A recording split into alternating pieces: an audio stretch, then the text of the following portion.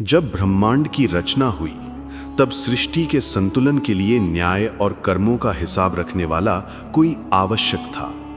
वो नहीं जो क्रोध से दंड दे, बल्कि जो धैर्य से सिखाए, जो अन्याय को सहन न करे और जो सत्य की राह पर चलने वालों का रक्षक बने। ये है शनिदेव की वो गाथा जो पुराणों की गहराई से निकली, लेकिन लोक कथाओं में थोड़ी भिन्न रूप में प्रचलित है। ये गाथा तप, भक्ति और कर्म की है, जहां एक बालक से न्यायाधीश तक का सफर अन्याय के विरुद्ध संघर्ष से नहीं, बल्कि कठोर साधना और शिव कृपा से पूरा होता है। सृष्टि के प्रारंभ में सूर्यदेव का विवाह विश्वकर्मा की पुत्री संज्ञा से हुआ। संज्ञा अत्यंत सुंदर और तेजस्वी थी, लेकिन सूर्य का असहनीय प्रकाश उन्हें सहन नहीं होता था। उनके निकट आने पर संज्ञा की आंखें चौंधिया जाती, शरीर व्याकुल हो उठता। फिर भी उन्होंने धैर्य से 3 संतानें जन्मी, वैवस्वत, मनु, यमराज और यमुना। लेकिन सूर्य का तेज दिन प्रतिदिन असह्य होता गया। अंततः संज्ञा ने निर्णय लिया कि वे तपस्या करेंगी ताकि सूर्य के तेज को सहन कर सकें। संतानों की देखभाल के लिए उन्होंने अपनी छाया से एक समान रूप वाली देवी बनाई, नाम रखा छाया। छाया को सभी अधिकार सौंपकर संज्ञा घोड़े का रूप धारण कर उत्तर कुरु देश में तप करने चली गईं।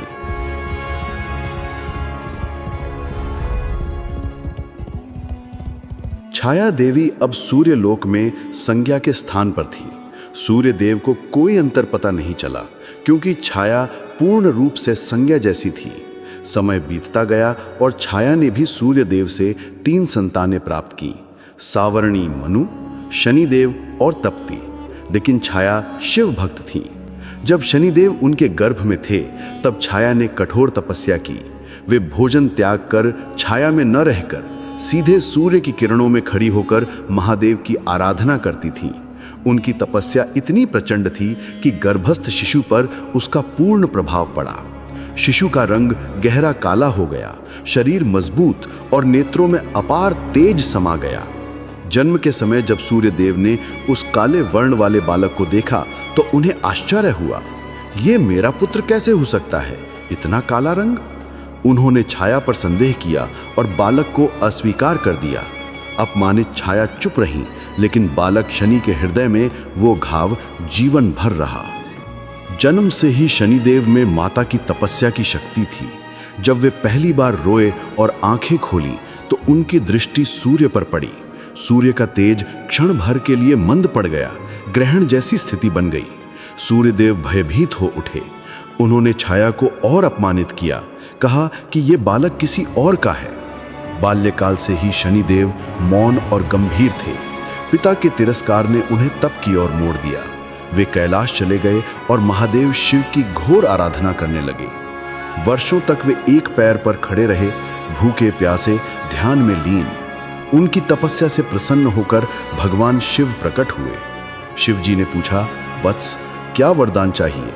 शनिदेव ने कहा, हे महादेव, मैं चाहता हूं कि ब्रह्मांड में कोई भी अपने कर्मों से बच न सके।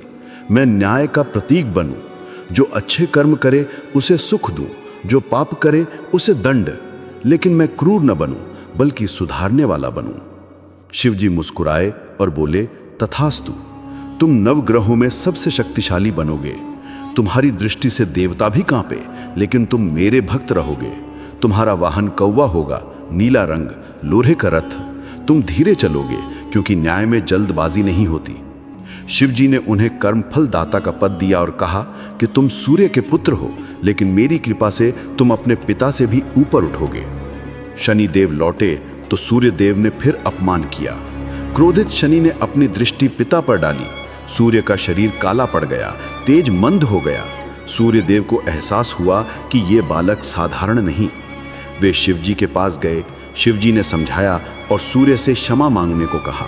सूर्यदेव ने शनिदेव से माफी मांगी और उन्हें ग्रह मंडल में स्थान दिया। एक बार हनुमान जी ने भी शनिदेव की परीक्षा ली। बाल हनुमान खेलते हुए शनि की दृष्टि में आए। शनि ने सोचा, ये बालक तो वानर है, दंड दूं। लेकिन जैसे ही दृष्टि डाली, हनुमान जी ने अपनी पूंछ से शनिदेव को लपेट लिया और पर्वतों से टकराने लगे। शनिदेव को दर्द हुआ। उन्होंने क्षमा मांगी। हनुमान जी ने कहा कि मेरे भक्तों को कभी कष्ट न देना। तभी से शनिदेव हनुमान भक्तों पर कृपा करते हैं। एक अन्य प्रसंग में राजा दशरथ की कथा जुड़ी है। रावण ने शनिदेव को कैद कर लिया था क्योंकि शनि की दृष्टि से रावण का पतन निश्चित था। हनुमान जी ने रावण की लंका जलाई तो शनिदेव को मुक्त किया। कृतज्ञ शनिदेव ने हनुमान को वरदान दिया कि उनके भक्तों पर शनि की दृष्टि कभी कष्टकारी न होगी। शनिदेव की पत्नी का श्राप भी प्रसिद्ध है। शनिदेव ध्यान में लीन रहते थे। उनकी पत्नी कुछ कथाओं में दामिनी पुत्र की इच्छा लेकर आई, लेकिन शनि ध्यान में थे। क्रोधित होकर पत्नी ने श्राप दिया, जिसे तुम देखोगे वो नष्ट हो जाएगा। श्राप वापस न लिया जा सका। तभी से शनिदेव सिर झुकाकर चलते हैं, दृष्टि नीची रखते हैं ताकि अनजाने किसी पर न पड़ जाए, लेकिन न्याय के समय उनकी दृष्टि कर्मों को उजागर कर देती है। महादेव शिव शनिदेव के गुरु हैं। एक बार शनिदेव की दृष्टि शिवजी पर भी पड़ी तो शिवजी ने सागर में ध्यान लगाकर उसका प्रभाव कम किया। शिवजी ने कहा, शनि, तुम मेरे भक्त हो, तुम्हारी दृष्टि मुझे प्रभावित नहीं कर सकती। शनिदेव शिव के परम भक्त बने।